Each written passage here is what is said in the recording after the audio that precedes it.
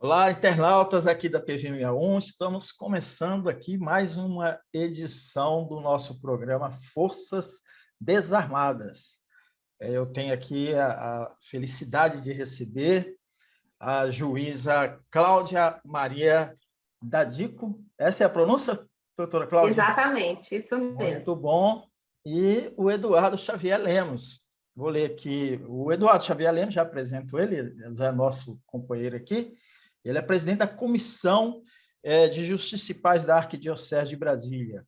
A Comissão de Justiça e Paz é uma das entidades que participam da coalizão em defesa do processo eleitoral brasileiro, que é o objeto desse nosso programa, né? Forças Desarmadas, como a gente já explicou no programa anterior e também numa entrevista aqui com o próprio Eduardo, se remete à afirmação do ministro Edson Fachin, presidente do Tribunal Superior Eleitoral, quando ele contestou a tentativa aí das Forças Armadas, do presidente da República e de setores fascistas que estão aí se movimentando em nosso país contra o processo eleitoral e contra a nossa democracia. Então, a gente aproveitou essa frase dele, que foi sensacional, muito importante, ela resume muito bem, né, que é a sociedade civil, ou seja, as forças desarmadas é que conduzem a democracia. Então, o Eduardo participa aqui com a gente, ele vai participar comigo se possível, Eduardo, todas as entrevistas. Quero Eduardo aqui me ajudando nas entrevistas. E a nossa convidada especial é a juíza Cláudia Maria Dadico, que eu vou ler agora a sua mini-bio, o breve currículo. Ela é doutora em Ciências Criminais pela Pontifícia Universidade Católica do Rio Grande do Sul, e é juíza federal em Florianópolis, conselheira da AJD, que é a Associação de Juízes para a Democracia, e é autora do livro Crime de Ódio, Diálogos entre a Filosofia Política e o Direito. O tema que eu trato aqui com a Cláudia, ela não quer que eu a chame de doutora, mas se eu chamar de vez em quando, não tem problema. Com a Cláudia,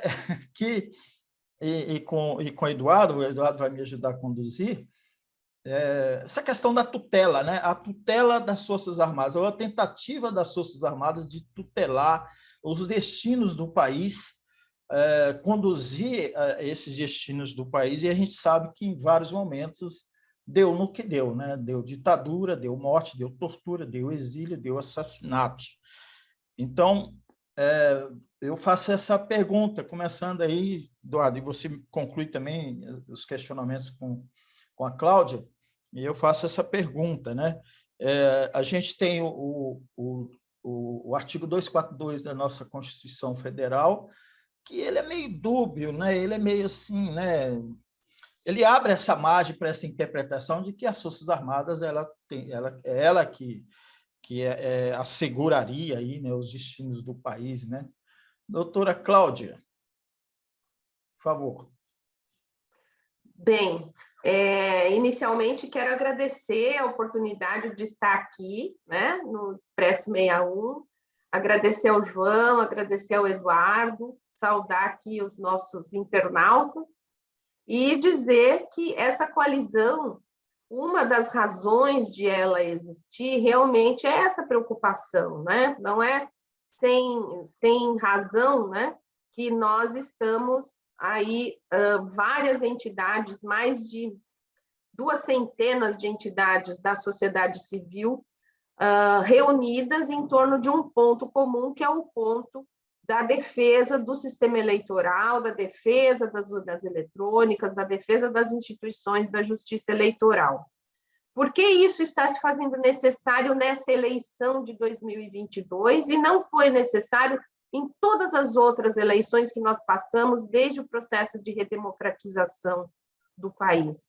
Porque nós estamos passando por um momento em que nós nunca vimos, né, na história recente brasileira, desde o processo de redemocratização, um conjunto tão sistemático e reiterado de ataques ao sistema eleitoral, ao processo eleitoral, às autoridades da justiça eleitoral, né?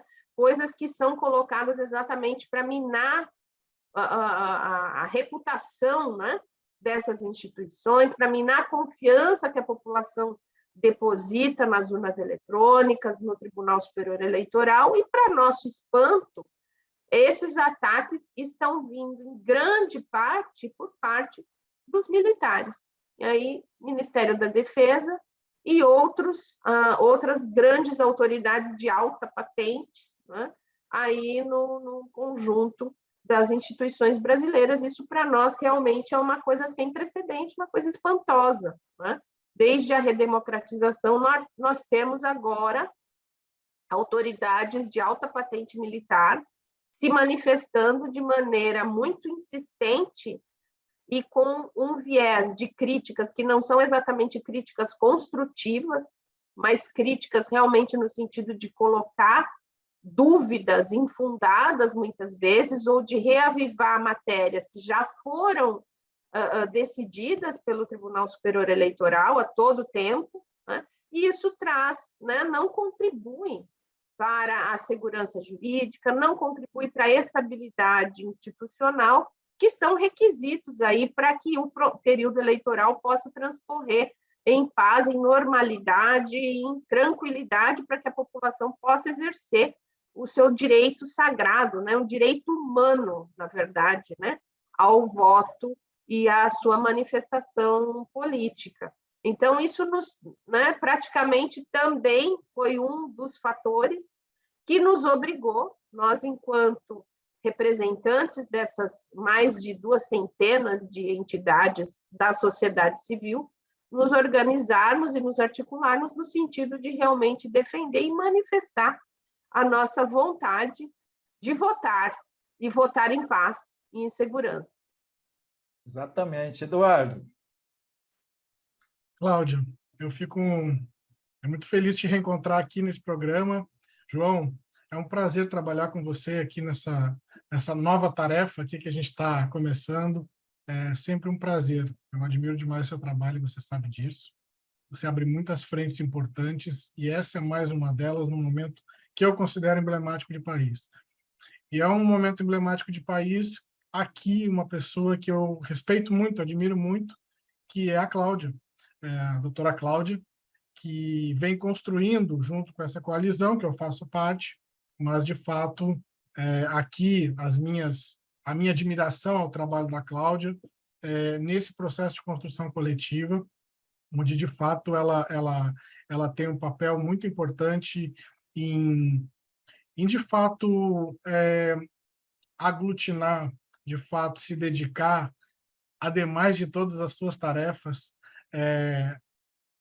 para que esse processo seja construído e principalmente para garantir que o Poder Judiciário possa trabalhar de uma forma plena, de uma forma democrática no processo eleitoral. Eu sempre falo de redundâncias, mas, enfim, é mais uma. Cláudia, ou doutora Cláudia, eu queria lhe perguntar, ou, na verdade, queria que você comentasse um pouco, porque a coalizão ela passou por uma formação, né, muito rápida e muito forte, e nos conectamos muito fortemente às 200 organizações, ou mais de 200 organizações, inclusive com impacto internacional. Tivemos rapidamente também a conexão com o Tribunal Superior Eleitoral e a receptividade do presidente do tribunal, né, ministro Fachin. Mas eu queria lhe perguntar, são os passos que está tomando essa coalizão. A princípio, um contato mais próximo com o Poder Judiciário, mas a coalizão parece que toma uma proporção maior, ou ela começa a ter uma receptividade do Poder Legislativo. Você poderia explicar um pouco esses passos? Quer dizer, eu sei que tiveram algumas audiências, como estão essas conexões? Porque parece que uma pressão recaiu sobre o Judiciário e a coisa é muito mais complexa e o trabalho é muito mais abrangente do que o TSE. Isso, Cláudia, obrigado. Bem, também queria falar da minha satisfação de estar aqui, né, junto com o Eduardo, que também tem feito, né, a comissão, tanto a Comissão Brasileira de Justiça e Paz, quanto a Comissão de Justiça e Paz do Distrito Federal, foram entidades parceiras de primeira hora, né, na coalizão, e também tem mandado representantes altamente gabaritados, sendo o Eduardo aí um desses, né, um desses representantes que muito nos orgulha de estarmos ombreados nesse esforço de defesa do sistema eleitoral e das eleições. E uma coisa que você destacou, né, Eduardo, que eu acho que também é muito importante, muito emblemática, como rapidamente a coalizão atingiu uma grande proporção, né? Como rapidamente muitas entidades se juntaram a nós, e agora, por último, nós tivemos aí o ingresso do Fórum das Centrais Sindicais, então todas as centrais sindicais conosco, né? Entidades que são plurimas, como a Coalizão Negra de Direitos, que também ela por si só traz várias entidades junto com ela, o Fórum Social Mundial Justiça e Democracia, que ele por si só traz centenas de entidades, representa centenas de entidades, e como, de fato, parece que a coalizão ela captou uma sintonia que estava vibrando na sociedade. Nós acho que fomos aquele para-raio, né? Eu acho que nós somos aquela antena que conseguiu captar um desejo que estava um pouco difuso pela sociedade, uma preocupação que estava difusa pela sociedade em virtude de tudo isso que estava se assistindo, todos esses ataques, todas essas ameaças, e então a coalizão, de certa forma, surgiu como um catalisador, né? Como um ponto realmente de comunhão dessas preocupações. E é uma entidade que se coloca, né, obviamente, com um viés supra, né, nada partidário, né? Ela é uma entidade que realmente vem no sentido de defender a lisura, a integridade e a normalidade do processo eleitoral. Então, ela surgiu para isso. Eu entendo que a rapidez e a grande proporção que ela acabou atingindo em pouquíssimo tempo se deve realmente a esse desejo, né, a essa forma, talvez, de ter catalisado essas preocupações que estavam aí difusas por toda a sociedade civil. Então, esse ponto é um ponto importante de ser colocado. Nós realmente tivemos uma receptividade muito boa, num primeiro momento, por parte da presidência do Tribunal Superior Eleitoral. Acredito que o professor José Geraldo já conseguiu, né, já trouxe muito bem, né, já descreveu muito bem esse momento, e agora nós estamos, então, avançando. A coalizão está ganhando corpo, a coalizão está articulada e organizada e já está colhendo seus primeiros frutos, né?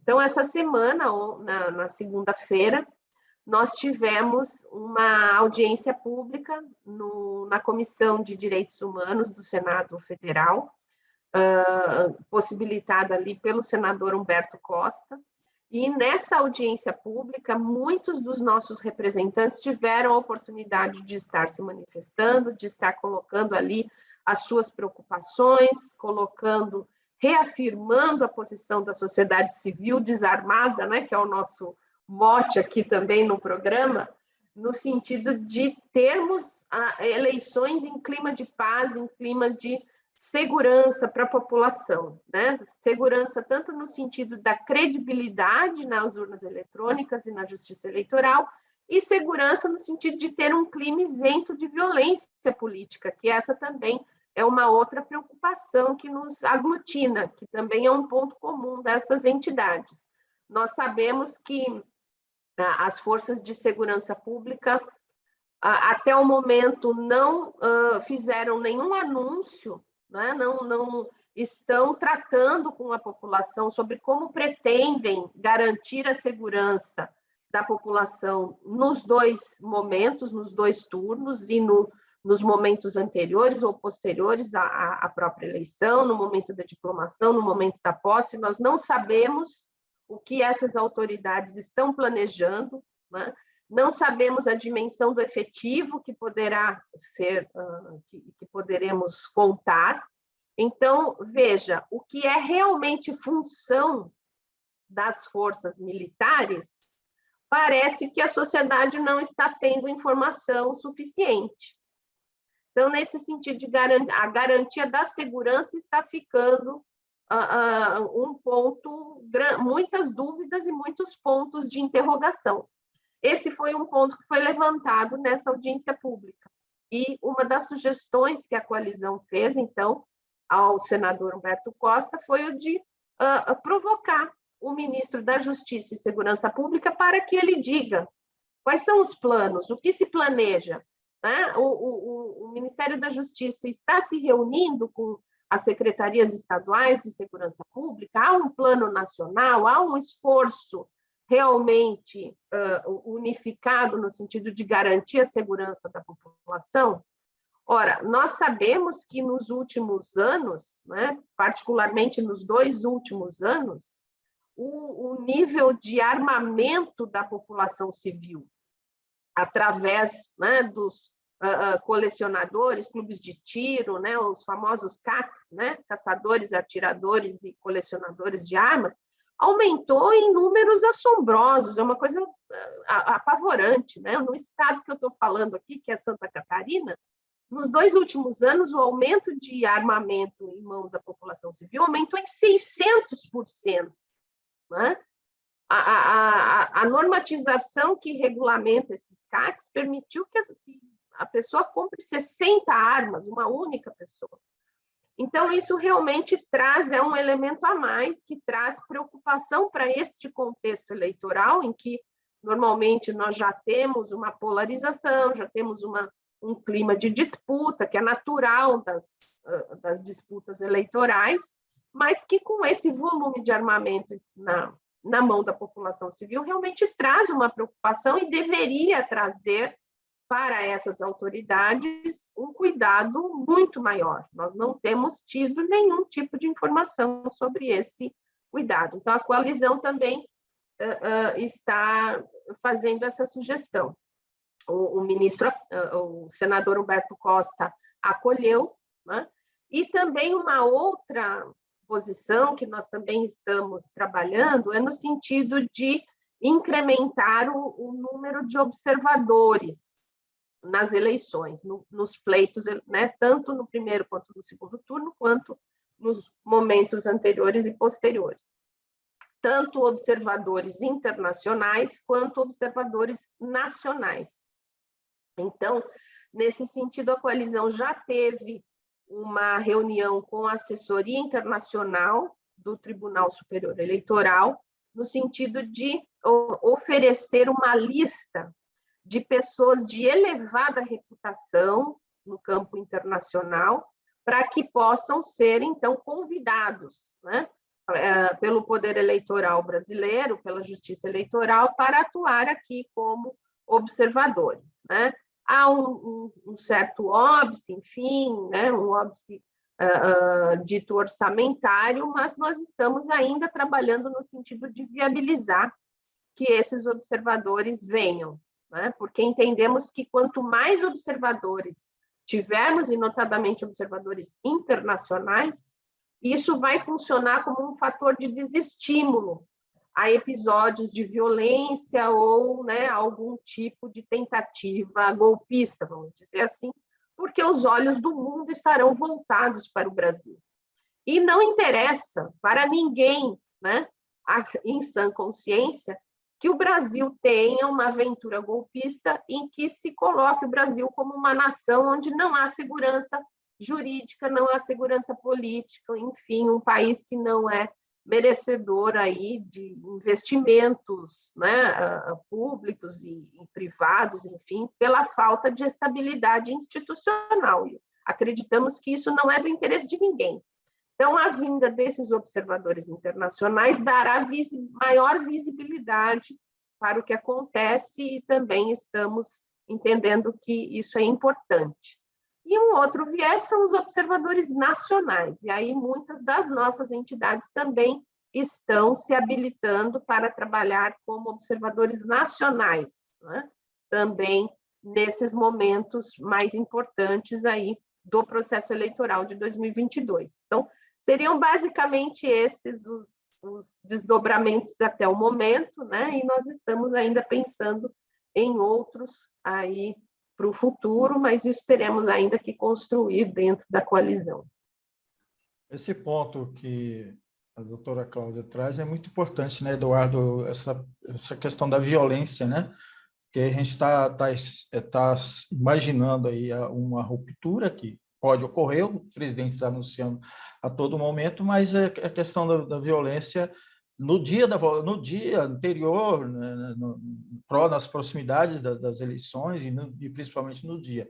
E a gente teria dois pontos que eu gostaria que vocês analisassem. O primeiro deles é que o Exército é que assim, historicamente ajudou ajuda na distribuição das urnas, né? Isso, né? Tanto garantir essa segurança das urnas, ajuda na garantia da segurança dos locais também. E o outro ponto é que as polícias, acho que na maioria dos estados, os governadores eles não têm o comando, de fato, dessas corporações, né? Tem de direito, mas essas corporações elas trafegam aí de uma forma livre aí dentro do que prega o bolsonarismo. Essa questão do armamento dos cidadãos, e a gente percebe que quem está sendo armado são pessoas que estão seguindo essas orientações bolsonaristas, é muito perigoso, né? Aqui em Cuiabá, só para trazer uma informação, na sexta-feira passada, um vereador bolsonarista, ele assassinou um agente penal na rua, assim, né? E ele é dono de um desses clubes de tiro enfim, de caça e tiro, aí não sei o que poderá acontecer, né? Eu não sei que a gente está aí vivendo essa iminência de um terror, né? Então acho que esse ponto acho que é um ponto que a gente tem que estar sempre trazendo esse alerta, né, Eduardo? É verdade, João. Essa preocupação com a onda de violência, uma concentração, Cláudia pontua, essa preocupação que eu compactuo de um número irracional, ilógico, estapafúrdio do aumento de armas de fogo no Brasil. Isso não é normal. Talvez se estivéssemos na Rússia ou na Ucrânia, pelo momento que eles vivem, talvez aumentar em 400 nacionalmente ou 600% em Santa Catarina, aumentar o armamento seria lógico. Não vivemos isso. Vivemos, em regra, um processo democrático, em regra, uma eleição. Então, aumentar o armamento da população desse jeito tem que ter fins que não são fins os fins de entretenimento, como prega a própria lógica do normativo. Cláudia, na lógica do que o João colocou e estendendo a sua reflexão, a sua resposta e reflexão, me parece que, mesmo com essa intensificação das forças armadas, eu acho muito triste ter que colocar isso, ter que conseguir pontuar na figura do executivo ou das forças armadas onde estão os focos isolados de contraposição à democracia, mas me parece, e aí é isso que eu quero que você reflita ou possa me iluminar, me parece que cada vez mais essas vozes ficam isoladas. Parece que elas gritam para o nada ou para poucos sectários. Mesmo que lideranças muito grandes, com muitas estrelas, mesmo assim elas gritam para poucos isolados. Eu queria lhe perguntar, a partir disso, se é uma constatação sua também, mesmo com todos os perigos, e uma outra questão da importância de pessoas que têm uma representatividade, seja no poder judiciário, seja na academia, seja no jornalismo, se posicionarem, tomarem lideranças em processos da sociedade civil organizada para contrapor as ameaças antidemocráticas. Digo isso porque eu admiro o que você faz e tento me espelhar um pouco. Então, você acha que, enfim, a partir dessa proposta, você reflete um pouco sobre isso? Você acha que esse papel também de postar-se, isso também, de alguma forma, constrange ou isola um pouco essas forças? É isso, Cláudia. Eu concordo plenamente assim com essa sua avaliação de que, ao que parece, essas vozes, que são vozes desafinadas e estridentes, estão ficando cada vez mais isoladas, né? Eu tenho também essa percepção, e inclusive no meio militar, eu acredito que são vozes minoritárias, porque, enfim, tenho muitos conhecidos, muitos amigos que são militares, com quem eu tenho, né, muita interlocução e que não compactuam dessa visão ou dessas aventuras, né? Então, quer me parecer que, de fato, né, as Forças Armadas, assim como todas as outras instituições, elas não são aquilo que a gente chama, né, não são blocos monolíticos, né? Existem divergências, existem composições de força, existem disputas internas dentro dessas instituições. E me parece que nesse jogo das forças internas das instituições, essas vozes mais extremistas, né? Essas vozes mais violentas, que pregam a ruptura dos processos democráticos, talvez até incluindo possibilidades violentas, estão realmente cada vez mais isoladas e cada vez mais enfraquecidas. Todavia, de qualquer maneira, a nossa democracia, ela foi conquistada com muita luta.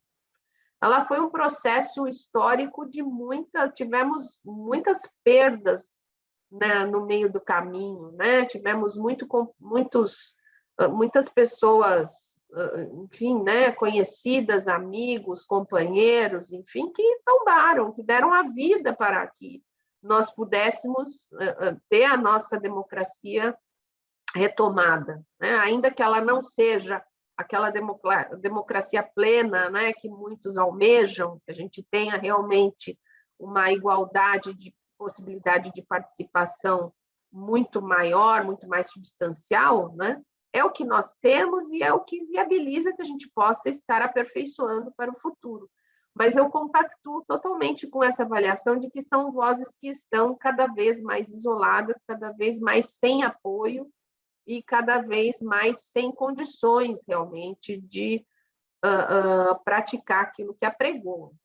Mas também é nosso dever, enquanto democratas, de defender de maneira contundente aquilo que conquistamos com tanto sangue, suor e lágrimas, né?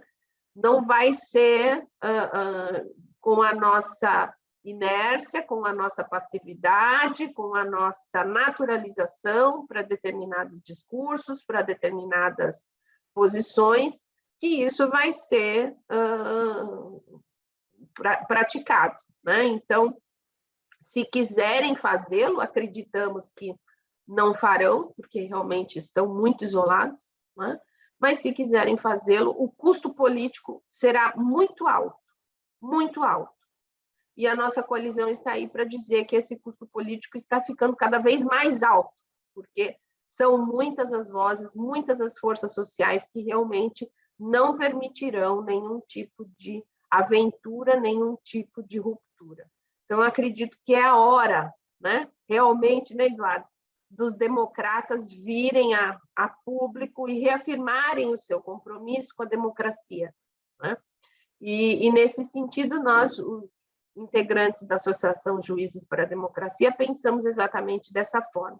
Muitas vezes nós somos questionados, mas os juízes, né, podem falar, né, os juízes podem se manifestar sobre esse tema, eles não só podem, como devem se manifestar, né? Nós temos aí precedentes da Comissão Interamericana, da Corte Interamericana de Direitos Humanos, que dizem exatamente isso, que em contextos de ameaça de rupturas democráticas, os magistrados, que normalmente têm que ter uma postura mais reservada, né, para manter, enfim, né, suas garantias de imparcialidade, a imparcialidade diante ali dos conflitos que devem julgar, mas nesse momento realmente isso deve, né, ficar em segundo plano, e os magistrados devem se manifestar em defesa da democracia, porque sem democracia nós não temos independência judicial, sem democracia nós não temos um poder judiciário com acesso à população, nós não temos, enfim, né, uma vida democrática realmente assegurada. Então, nesse sentido, é um dever, né? É um dever, e nós entendemos que não é hora realmente de acomodação, de silêncio, de passividade. Infelizmente, né, a conjuntura está exigindo de nós que nós venhamos a público nos manifestar em defesa dessa democracia que foi tão duramente conquistada pelo povo brasileiro. Muito bom. A gente já está chegando aqui no final do tempo que nós delimitamos, né? Quero agradecer muito aqui, Eduardo, aqui na bancada comigo, e agradecer a nossa querida convidada pela entrevista, muito boa. A gente vai voltar a se falar aí durante as nossas próximas edições do programa nosso aqui, o Forças Desarmadas. Obrigado a você que nos assistiu, e vou deixar aí uma palavrinha final aí para vocês se despedirem. Doutora Cláudia. Bem, agradecer mais uma vez a abertura desse espaço e reafirmar que a coalizão, ela realmente é uma construção muito importante, muito relevante, ela está vindo realmente como uma resposta a essa conjuntura difícil que nós estamos atravessando, mas ela promete ser uma construção que, posteriormente, passada a tempestade, também vai poder render grandes frutos também nos momentos subsequentes. Eu acredito que a construção que está se fazendo a partir dessa coalizão é realmente uma força extraordinária, uma força que vai trazer realmente a sociedade civil para o protagonismo de onde jamais, né, ela deveria ter saído. Então, eu acredito que dar esse espaço também para que a gente possa falar da coalizão e reafirmar sua importância é sempre muito bem-vindo, e só tenho a agradecer.